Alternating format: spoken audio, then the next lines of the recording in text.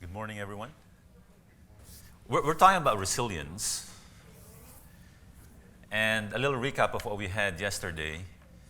We have building blocks to nurture our resilience. The first block is our innocent freedom, which I'm going to be talking about innocent freedom today. But basically, innocent freedom is our freedom to experience love, joy, faith, and hope. 1 Corinthians 13. It's God's DNA in us. It is the foundation of our resilience. The second block is the courage to face chaos and conflict. And I'll be talking about that today as well. But the idea is, with all of these wonderful gifts that God has given us, this freedom to love, this freedom to trust, and freedom to hope, these are raw, beautiful virtues that God has given us, but God meant us to grow. But the growth process is not going to happen in a vacuum. We have to go through some challenging moments to strengthen this beautiful gift that God has given us. And in this process, the third block is emptiness. Just like there is an aftermath during a storm, that emptiness is a very crucial part in our growth as we nurture resilience. Emptiness is the time when we stop and look back and look in and think and reflect to gain wisdom, which is the fourth block. Some people would like to jump from the very beginning, from innocent freedom, right away to wisdom. But that's not going to happen. The process has to take place. So basically, that's the presentation last night. And this morning, we will be having a closer look with the innocent freedom. Okay, the first block that we have covered last night.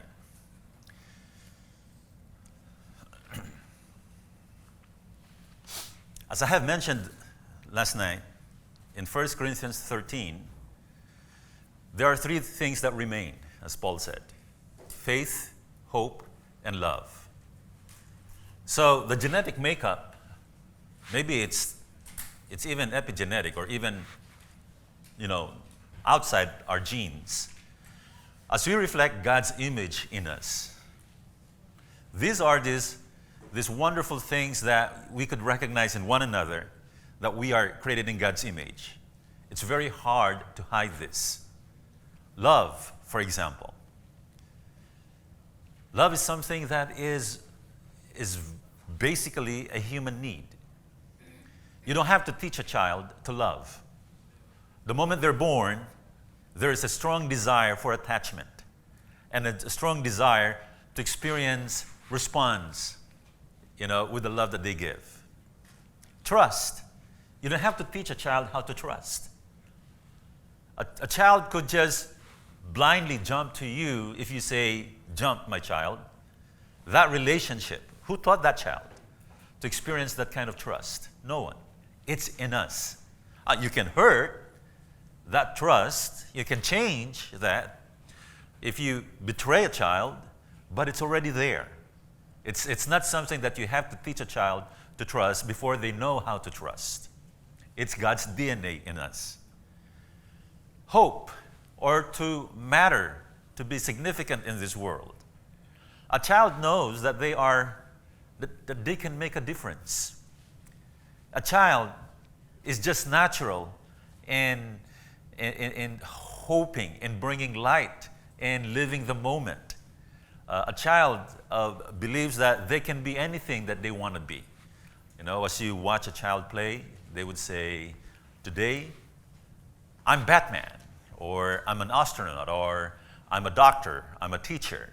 It's just the spans of the belief and the confidence in what they could become. No one has taught them that.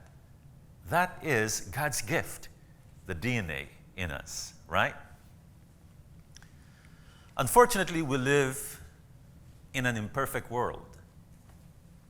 And with all the gifts that God has given us, with His faith, hope, the freedom to exercise faith, receive love, and hope, we are also narcissistic by nature. We take things personal, okay?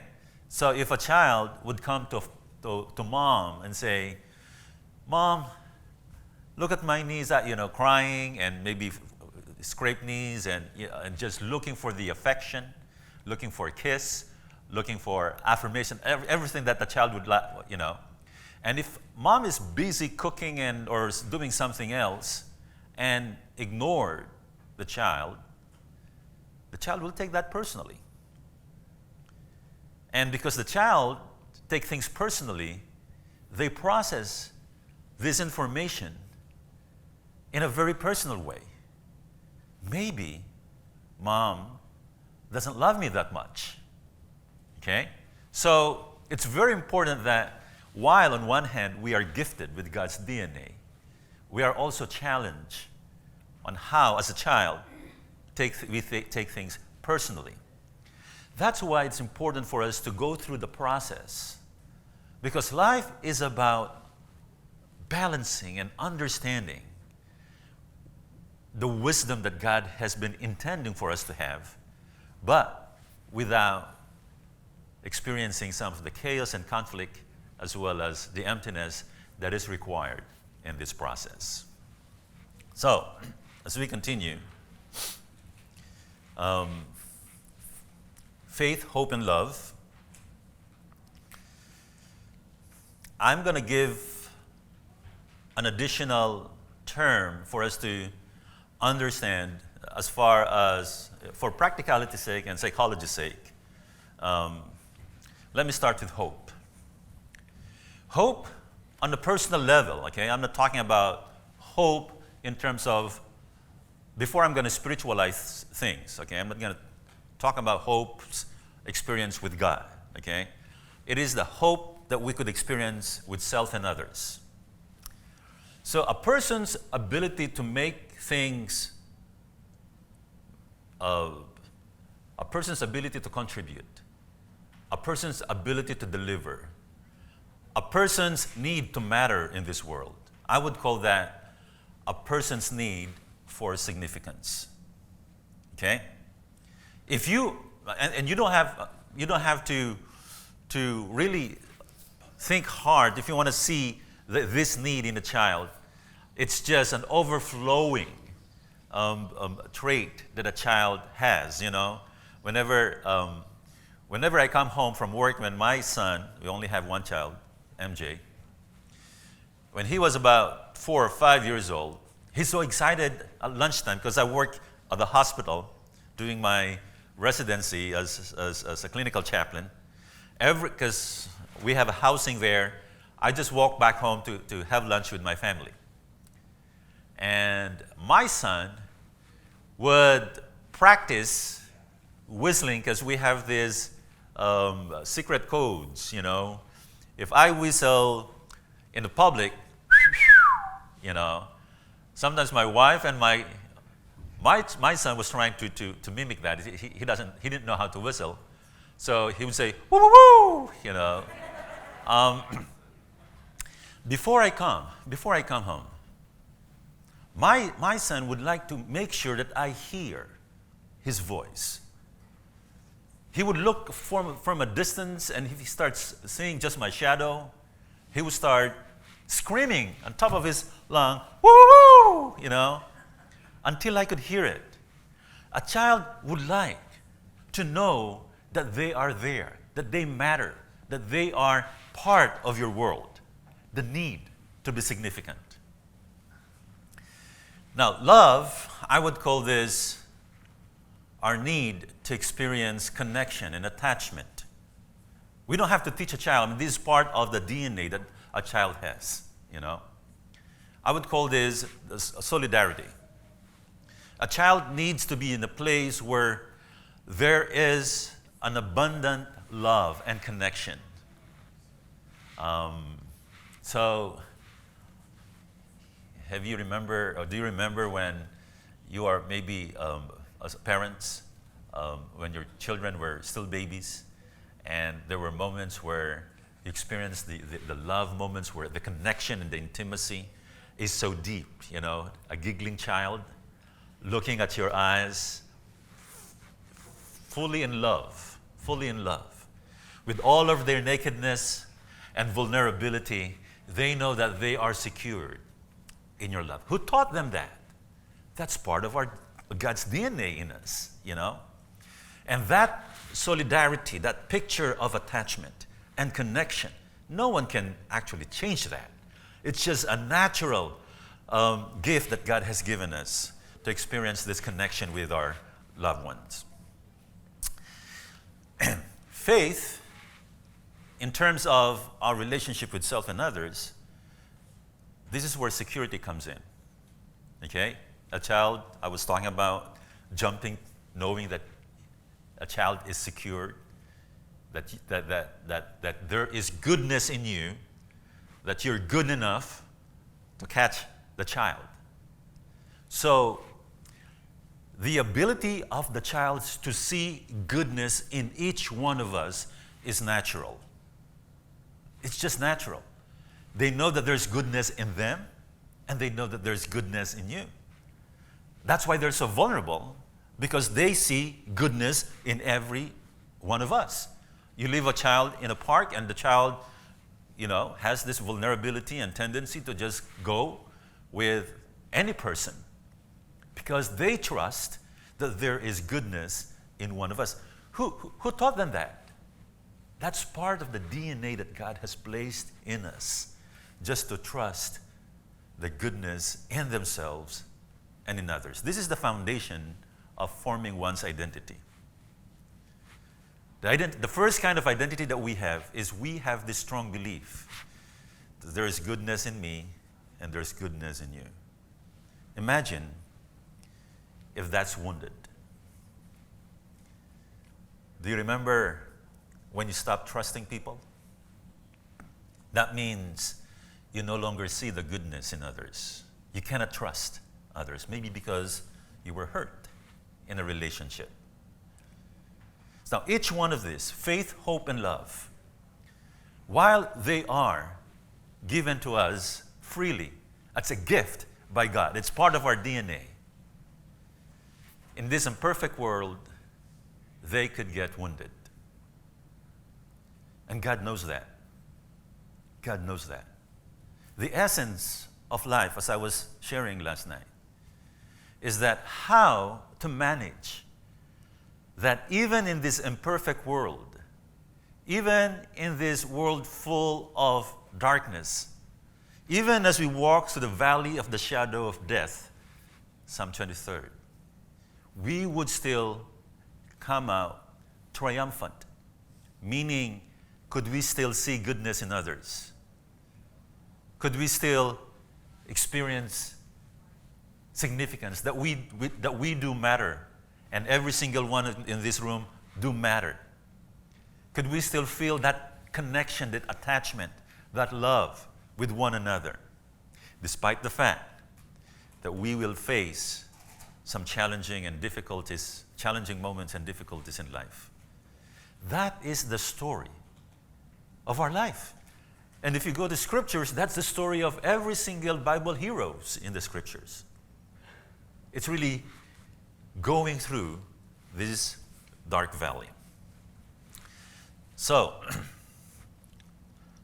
let me individually, I'm going to start with hope, love, and faith. Individually, let's start to understand the impact of this gift in terms of our relationship with ourselves and with others. Okay, now this is foundational. This is very important as far as the second commandment, the second greatest commandment that Jesus was talking about in the gospel. Love thy neighbor as thyself. So this equation, as far as I'm concerned, I'm not a mathematician, but I think this is the equation that would make sense to me, and I love this equation. My relationship with others is very much connected with how I relate with myself. Meaning, relationship is not only existing in terms of me and others. There's also relationship between me and myself. If you read again the second greatest commandment, love thy neighbor, and what's your reference? As you love yourself. So, in the area or realm of hope, significance, I know I matter. That's relationship with self. And I know that others believe in me. As a child, it's natural for you to experience that you do matter. And if you don't remember that, maybe because you were wounded in that particular area. But every single child, they know that from the very start, when they demand for milk, they know they do matter subconsciously. They don't have consciousness, but subconsciously they already know that they do matter. From the moment they demand love, from the moment they demand your time, the moment they demand to be changed, they do matter. They know they matter. And they have this confidence that people believe in them. If I ask you a question, as a child, were you believed in? I think part of the exercise that we have, for those who were here last night, is to write your story. I mean, that is a very crucial part of this seminar, okay? That's your participation. Max will talk a little bit about that after I present my stuff here. And Max, please let me know if I'm using your time. I'll be happy to surrender my time to you. So that's very important, okay? Relationship with self and others. In terms of hope, I know I matter, and others believe in me. That means I have the freedom to create as a child.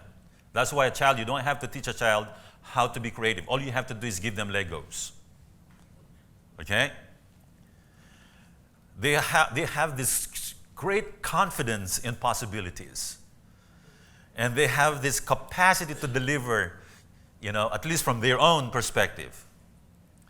And they have this great power to make a difference. What a gift. See, God has given this wonderful gift. And this joy is just exuberant in a child. The joy of significance.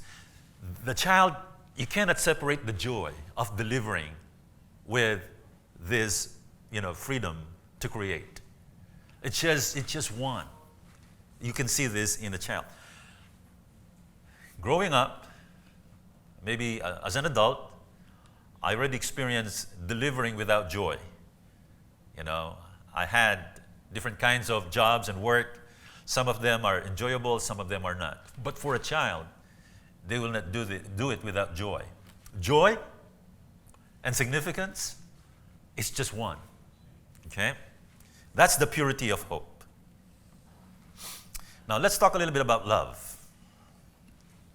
As far as relationship with self, a child knows that they are lovable. God created them that way anyway. Have you seen, whenever we see a baby, regardless if they are crying or smiling, yawning, they're so cute, they're so lovable, right? And then, it's just a natural appeal to those who are surrounding the child. There's just a strong connection. So a child knows that they're lovable and they believe that others love them for being who they are. A child doesn't have to please you, to do a lot of things to make you happy. A child simply believes that they are loved, period. It's just a gift. So with this freedom, a child has this wonderful ability to commune. you know. It's a pure communion. When I was doing my chaplaincy in a big hospital, if we are coming from a trauma, if you're coming from a patient who just received a bad news of terminal illness as a diagnosis, these are devastating news, devastating experience. You know where we go? I thought it's just my secret, but I saw my fellow chaplains go to the nursery. It is our wonderful therapy after this heavy day that we have, to see children smiling, crying, yawning, you know, just lovely kids. It's even just being like that, they have this freedom to connect with us. And because of love, they have this confidence in the strong bond that we offer them, the connection. A child would find peace in the mom's warmth. Why? Because they know they are connected. That freedom, the capacity to create this wonderful bond with others, and the power to form relationships. You don't have to teach a child to form relationship.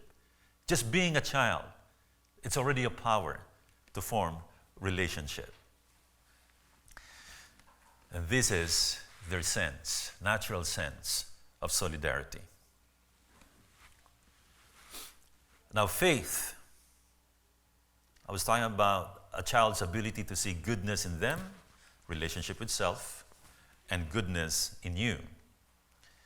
So with this, a child has this freedom, the freedom and the courage to be. If a child knows that the only thing that spontaneously flow in their life is goodness, you know, then there is this freedom just to be who they are. The confidence in the unseen. A child knows that they are safe playing in the playground, as long as, even if they don't see you, as long as they're secure that you're watching them. But the moment that is cut, that no one is seeing them, at least from their connections, they start to feel insecure.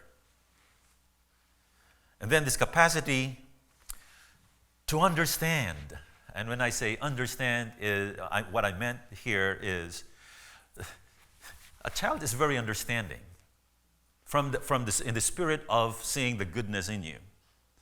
It's very simplistic, but at the same time, it's pure. And then their power to embrace true self, because there's no false self in child. I mean, growing up, we start to develop what we call persona. You know me as the director of the chaplaincy department, for example. That's my persona. My role as a pastor, that's my persona. You don't know me as Geof, who's living inside my house. You don't have any idea. You only know me on my persona. But a child would not know anything about persona. It's just pure understanding and seeing what's in you and what's in them. And this is the source of their identity. What if each of this gift is wounded? What would happen? And again, we are living in an imperfect world. God knows that at one point we will fall. But the Bible says you fall 7 times, a righteous falls 7 times and gets up, right? Back on his feet. Because God knows that this life in this world is not going to be perfect. It's not going to be easy. So we will have our own hurts and woundedness. So, what if our sense of hope, our sense of significance is wounded? There is this addiction that we can develop. And I'm going to use a strong word here, addiction, Because some of us maybe you can maybe detect your own addiction. Maybe you're starting to develop an addiction. But I'm seeing grown-ups here, so maybe if we already developed this, we are not just aware. When I say addiction, I'm not just talking about heroin or smoking or alcohol, okay? I would like to define addiction as a temporary relief that gives you maybe peace or anything that make you feel less pain, if not full, relief. Unfortunately, it has a negative consequence in the future, and it's an addiction because you cannot get out of it. Okay? So, for example, in our ability or freedom to hope, as a child, and this is my story, I'm the only boy in the family, and I have 5 sisters. Now, culture and society says boys are, the man of the house. Okay? I took that seriously. It's my need for being significant. But I'm not the oldest. So there's 2 things. If you're the oldest, especially if you're a boy, then it's given. The responsibility is on your shoulder. I like that. I like responsibility. I want to be significant. But I'm not the oldest. I'm the 4th. Okay? And maybe my older sisters also have this kind of feeling that, okay, when parents are not around, maybe I'm the next person in charge. And I understand that. It's part of the culture. So my struggle is, how can I become significant? And there is this, I would call it developmental trauma that I had. I adore my father. He's a hardworking person. He's very kind. He's very smart. He's good in business. So I adore him. But we don't have connection because he's so busy. Maybe work is his addiction. I don't know. But one day, I had this wonderful opportunity to just to form this connection. He said, "Son, I'm going to take you to a particular business that I'm doing.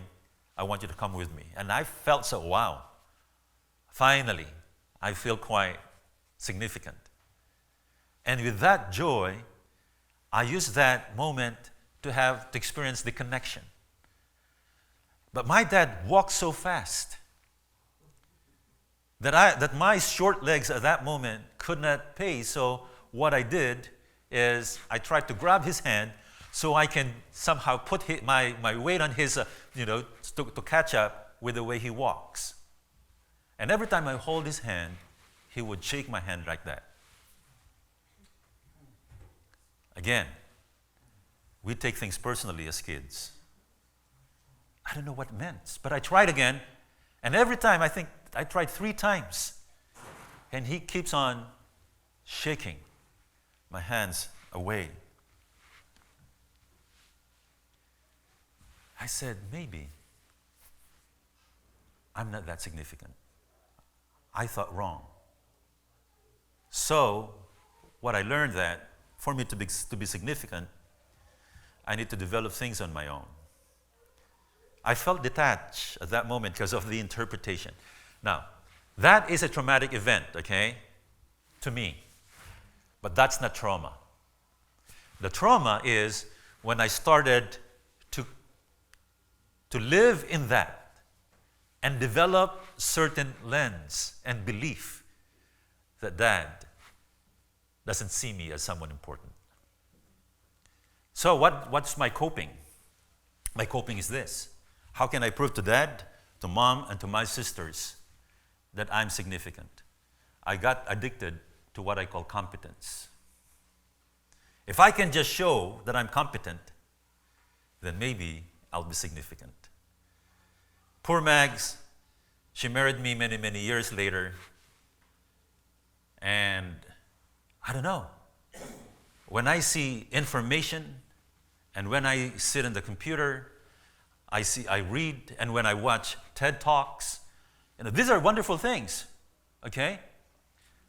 But Max is wondering, for pastime, you're listening to TED Talks and the rest of the people are playing games? I mean, that's something strange. And, and Mags lives in the moment. I mean, she likes plays. So my heart goes with her. I mean, why did you choose to marry someone like me who's very addicted to information and trying to keep oneself competent in things that I could do? And I'm glad that, Mags has her own addiction that balanced mine. I'm going to be talking about hers later, but that's one. There's also an addiction to splendor or to something spectacular. My son, all of a sudden, went after coming from, he was a teenager, from a parlor or he got a haircut. All of a sudden, very clean cut here, and the hair is standing like up to here. I said, what's going on? Where's this coming from? After a serious conversation, I realized that my son is looking for significance. He said, Dad, I can't be like you. That alone is a big sentence. I know I already failed in meeting your standards, but maybe I can find my own path. If you see people with odd way of outfit and dress and maybe tattoos or, they are actually looking for themselves and ways on how to be significant. They're shouting, hey, do I matter? Do you see me? This is the pain that, the first one, by the way, relationship with self, that's me. I thought that I am not going to amount to anything if I'm not competent. But those who are looking to be spectacular, they don't trust others that see them. Okay, so again, the relationship between self and others. My woundedness is I don't think that I matter. I would only matter if I keep on equipping myself. Therefore, I develop that kind of addiction. But those who don't trust others' ability to see them, they are addicted in becoming spectacular, becoming unique, becoming special. Why? Because of fear that you might not see them.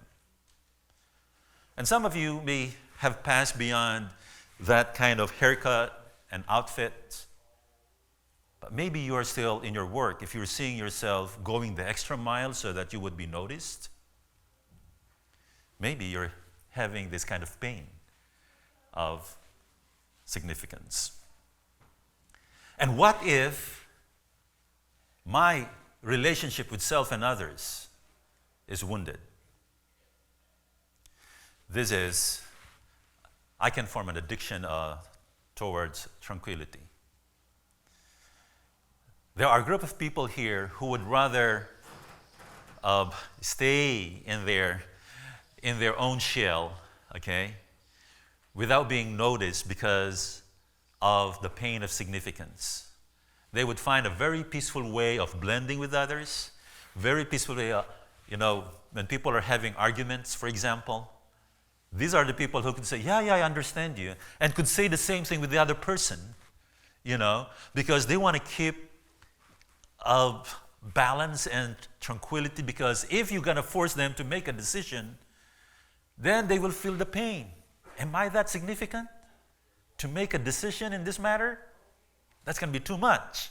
So their defense mechanism is to agree with you and agree with them, agree with others, because they have this ability to see everybody's perspective, sacrificing their own. Pain of significance. To illustrate, I don't know if this will help, but what I was talking about competence is when your relationship with self is broken. And I was talking about the need to become spectacular is when your relationship with others is broken, it's wounded. You don't trust others people that they see you. And tranquility is when your relationship with self and others is wounded because you feel like you're no longer that important. You know? That's why you would rather be sheltered by tranquility.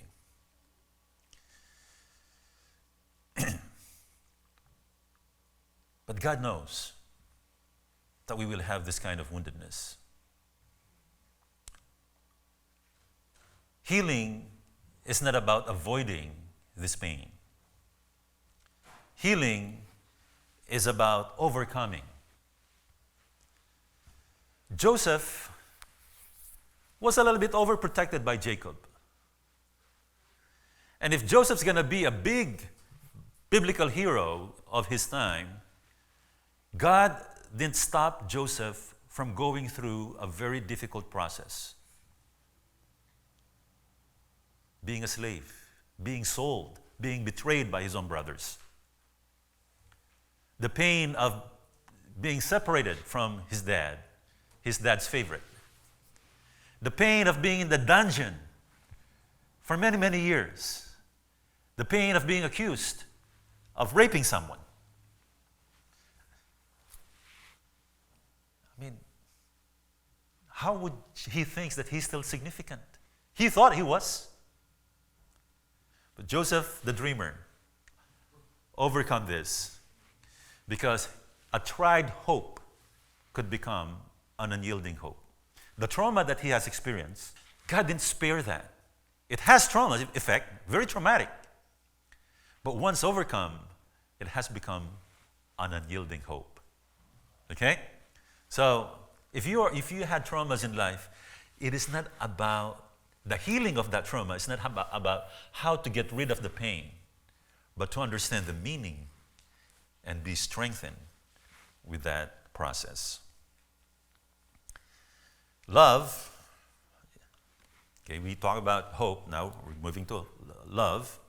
There are 3 addictions that I would highlight as far as love is concerned.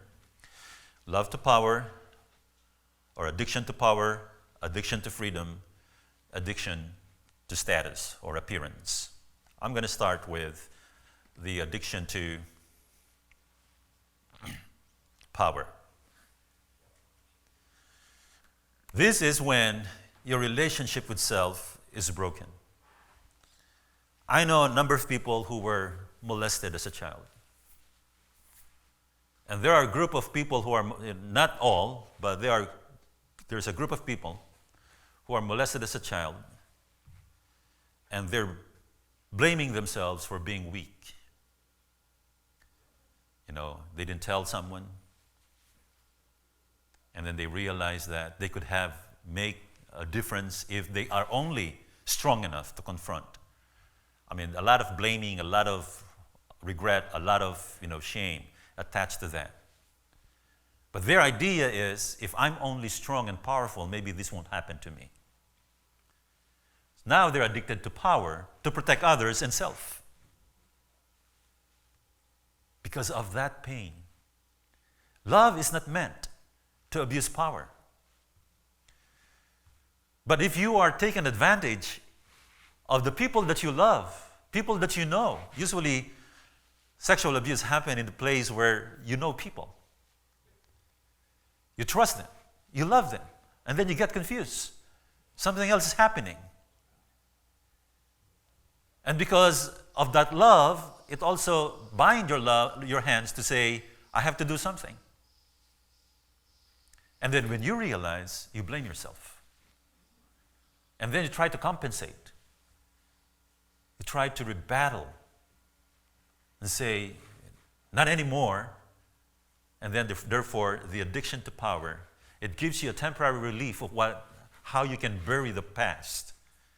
And therefore, there's a great attachment to that.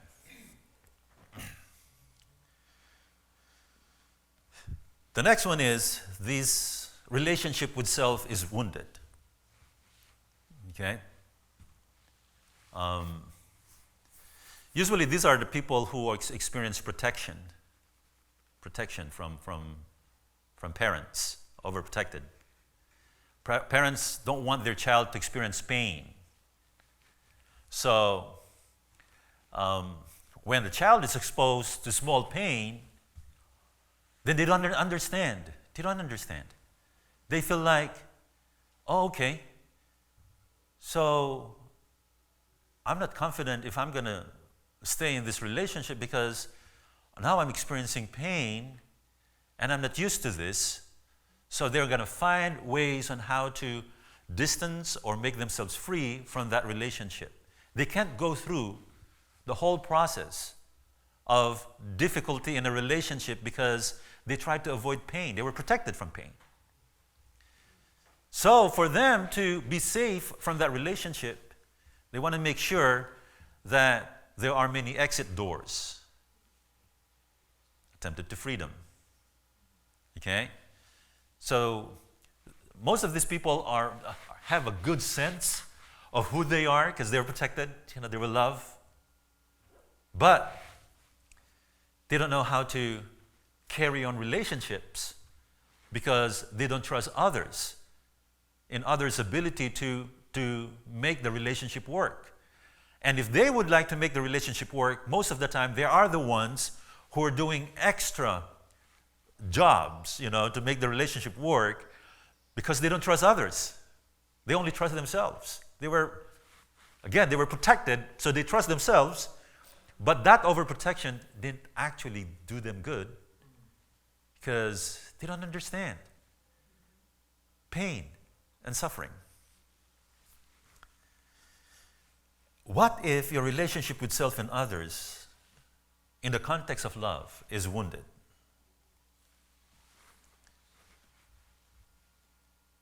Then you start doubting the consistency of love. You no longer believe in love. For example, one day I was walking back home. I was in, I think 9th or 8th grade. My teacher said, Geof, I need to talk to your parents. You're failing math. And I said, you don't want to talk to my parents because that would really put me in big trouble. No, but I have to talk to your parents. And then he started saying, because my sisters, we go to the same big, private school. Your sister, especially Gemma, she is a math wizard. She's our representative in this high school, she's very good in math. What happened to you? I mean, the comparison. And the oldest, she is cum laude and, because they're already in college. And so something is wrong with you is the message I was getting from the teacher. So she wrote this note, give this to your mom, and tell your mom that we need to talk and have a parent-teacher conference. It was the heaviest day of my life during high school. I was dragging my feet, and I don't know how to tell my mom. So from a distance, I saw my mom. She manages, because we have a business, she manages people, and maybe she was stressed that day. I could see in her face, this is not the best time for me to give, this letter to mom. And then I saw my sister.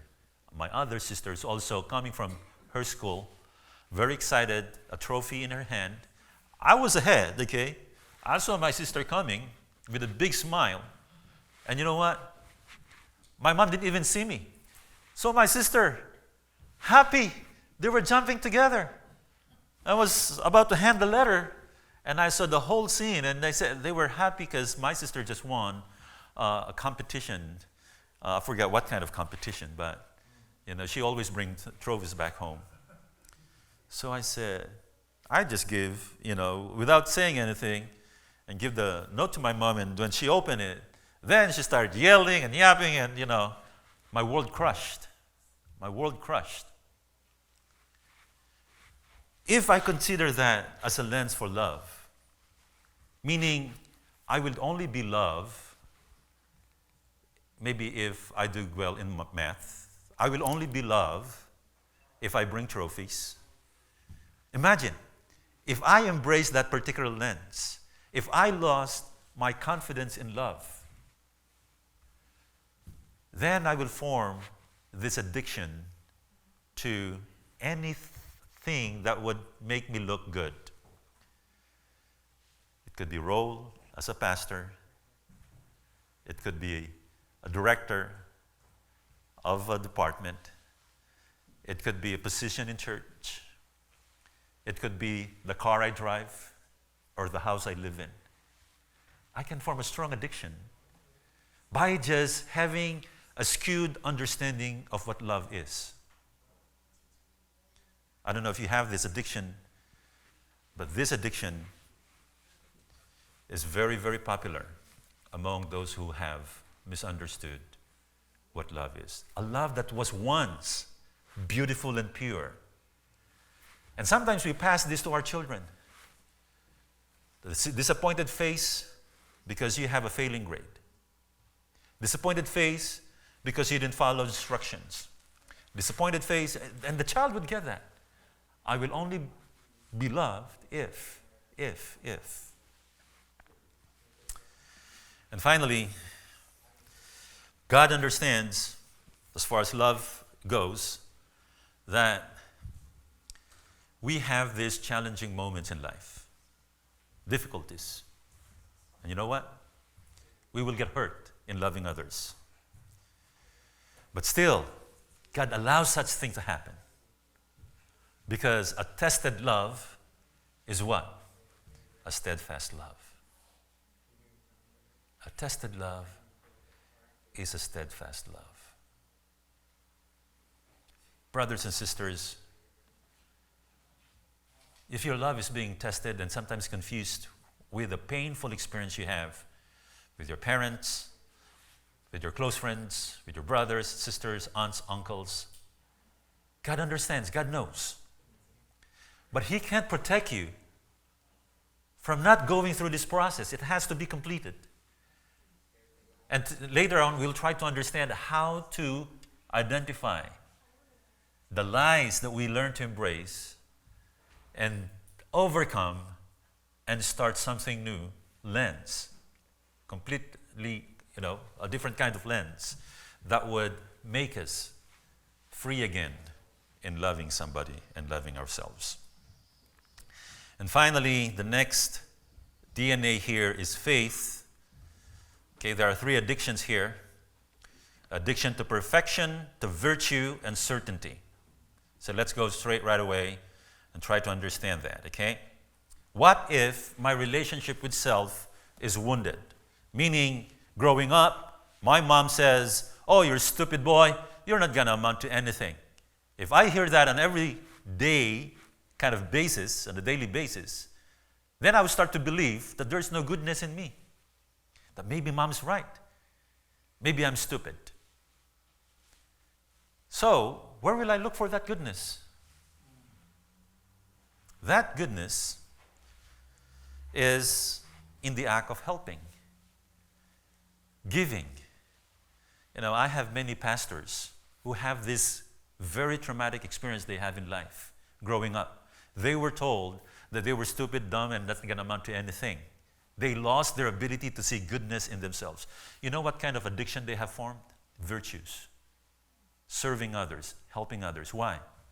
Because it gives them a different meaning. The meaning is, I can only be loved or trusted or embraced if I do good. And there's nothing wrong with doing good. But if you use it as a currency to get meaning in return, then you're forming an addiction. Virtues are wonderful. What's wrong with that? There's nothing wrong with virtue. There's nothing wrong with serving the church.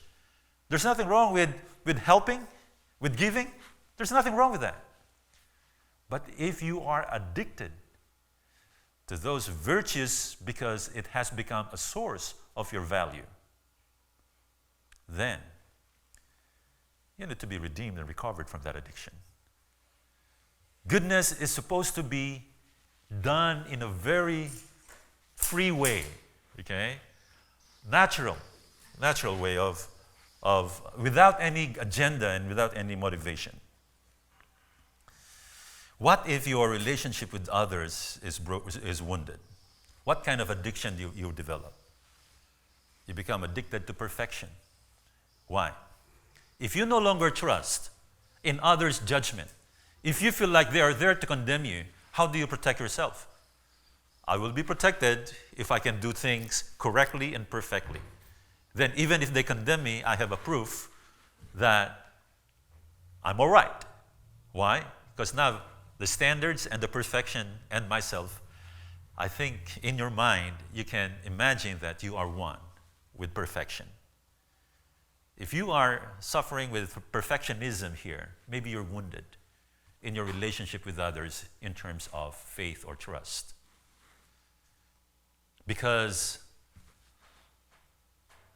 personally, as a child, for example, growing up, if you grow up in a place of a critical word, every day you get criticized with your work, with your relationship with others, with the choices that you make, criticism, then if it's not going to break your relationship with self, it might break your relationship with others. Everyone here in this world are here to get me. How do I protect myself? Well, I better do my job well so that there would be no criticism. If I can only perfect my work, then I'm free from criticism. That's how we form our addiction to perfection. Now, what if your relationship with self and with others is broken, is wounded? What kind of addiction that you form? Addiction to certainty. If you cannot trust others and you cannot trust yourself, you better find a place where it gives you comfort. Certainty you can find certainty in religion. You can find certainty in prison. You can find certainty in your organization. It depends on the kind of choice that you make, right? And on how you see things. That's why, here's the thing. People who are in chaos, maybe they're trying to find certainty with their friends, okay? But it's not a healthy friends. Alcohol is there, drugs is there. So it's a chaotic life. And then a church person comes in and say, I want to introduce you to my church. And then they come to church. And church has order. And church has foundation. And then they say, this is great. This is certainty. The conversion is from one certainty to another certainty. It's not necessarily because they have found Jesus. Because certainty, because if someone has ended up in a prison, and the prison has structure that's providing a person who is experiencing chaos in life, there are many people who, after leaving the prison, would rather go back to the prison system, because there is certainty there. We are forming our own addiction to whatever certainty that made sense to us.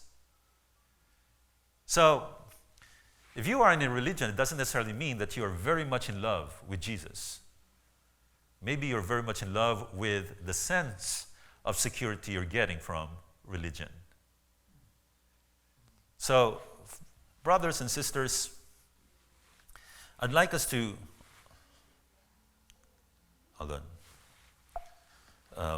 understand, that's my last slides there. As far as trust is concerned, it is very important that this trust needs to be tested too. Our ability to have faith in one another. If there's something that we need to restore and recover, is my confidence in your goodness. And the confidence that God has also given goodness in me. That God sees me as a valued individual. That I see you as God's valued creation. Because that has been broken and wounded at some point in my life. But God doesn't remove us from that process. Yes, we fail and we develop misunderstanding and belief towards self and others. But we have to go through the valley of the shadow of death until we finally have a trust, a deep trust, a trust that can go beyond certainty. A true faith is not the opposite of lack of belief in God. Sometimes we describe faith like that. The opposite faith is when someone can no longer deal with uncertainty. That's the kind of faith that we need. Transcend certainty. Because in darkness, when you walk through the valley of the shadow of death, you don't see clearly. It's very uncertain. But you can still walk because you have that faith that sees beyond uncertainty. Now you know your faith is wounded if you can only praise God because you're certain. The true measurement of faith is, can you still praise God in times of uncertainty? I'm going to stop there. I'm going to make room for Megs here. May I see a show of hands who were not here last night? Okay, all right. So that means if those who were here last night can be a little patient with me, I'm going to give them a picture of what we did last night. So I'm going to go back to the slides just quickly so that they would understand what is the narrative practice. Okay, so, that's heavy. Were you like me while listening? It brings you back to a lot of memories, a lot of private stuff that went on in your life, and it made you realize how much the ones that you experienced, right? If they were already healed or if they're still wounds, I find it very raw when I go back to those memories because sometimes we make it, sometimes it breaks us, right? And only you can tell if it made you or broke you, right? So that's why it's very important that we do the narrative practice, okay? The narrative practice, we did one last night, and we did the purple one. Is it purple? Or am I colorblind? We did one last night, and I hope you did your assignment last night, who were here. This morning, we're going to have one, and I believe in the afternoon, we're going to have another one as well. So in total, you should have 3.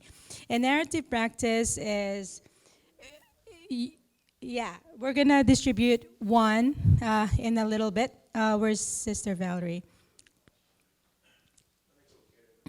Okay, so it's going to be distributed in a little bit. And what it is we're going to try to recall, and there are prompt questions here, we're going to try to recall certain experiences that we have related to what we are discussing. And today, Geof discussed about wounds. And so obviously today, we're going to be writing about wounds, okay?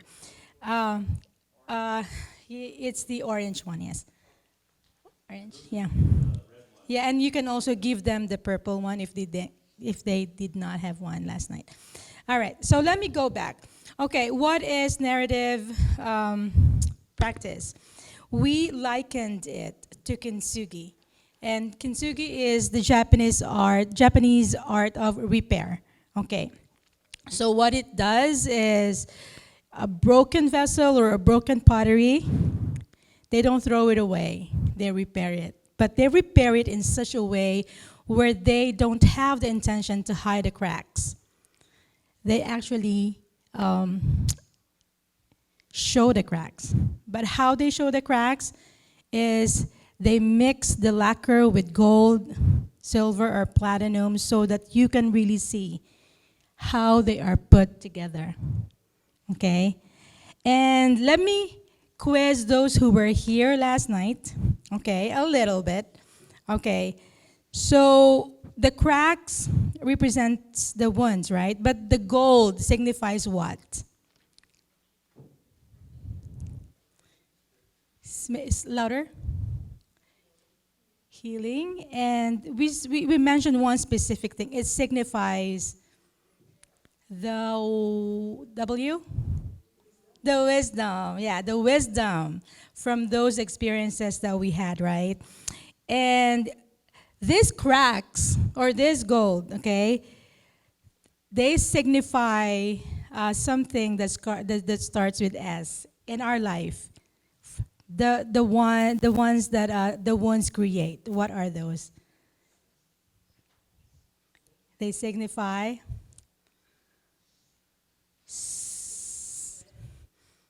scars. Yeah, scars. Yeah.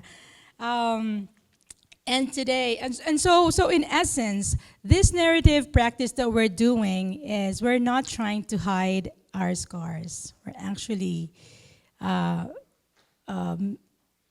unearthing them so that our journey to healing will become possible. So, in other words, we're identifying our wounds, just like what Dr. Tio presented, right? We're identifying our wounds so that we would be able to glue it back together, but this time making us not hide the wounds, but making finding the beauty in it. Because there are strong words that Dr. Tio presented today, and I wrote them because the end product is this: when we see what's healthy, when we come to the healthy part of ourselves, right? Unyielding hope, steadfast love, unshakable faith. So we may be wounded in love, hope, and faith in our experiences, but there is redemption, right? Just like the vessel has been connected by the lacquer mixed with gold, with the wisdom that God has allowed us to experience from those ones, right? These three are possible: hope, unyielding hope, steadfast love, and unshakable faith. All right. And so let me walk you through. My part is very short, and it's this orange one, okay? There are prompt questions here. Wounds, okay. The big question is this: reflect on how past wounds and challenges have shaped your freedom to love, trust, or hope unconditionally. How have these past experiences affected your understanding of oneself and affected your relationships with yourself and others? The ones, okay, write about any ones or challenges that have impacted your ability to love unconditionally, to trust freely, and to hope or to matter without fear, okay? And as far as environment is concerned, describe how your environment, relationships, and experiences have shaped your innocent freedom, love, trust, and hope in those aspects, okay? Reflect on the impact of these influences on your ability to make connections and sustain relationships with others. And feel free to write on the space provided here. There are like 3 faces that you can write on. And this afternoon, we're gonna try to give you time if you're brave enough to share. But I actually wanted to ask you guys, those who were here last night, did you do your assignment? Did you try? Okay. Can I invite someone to at least share, just a few minutes? Who is brave enough to share what you wrote last night? Last night, the question is more about the moments where you truly felt loved and accepted. So these are the good memories, These are when you felt a deep sense of significance or freedom to dream big. This is about your unwavering trust in yourself and others. Who would like to share? Maybe just one of those. Amen, amen. Thank you so much, Sister Heather. Thank you so much for all those who shared, because there's bravery right there. So the paper that was distributed today, if you need a pen, we have plenty. I brought a lot. Let me know if you need one, and if you can find time to at least write something so that we have something to share this afternoon. That will be lovely. So I think we're going to transition to the divine service and in a little bit after the break.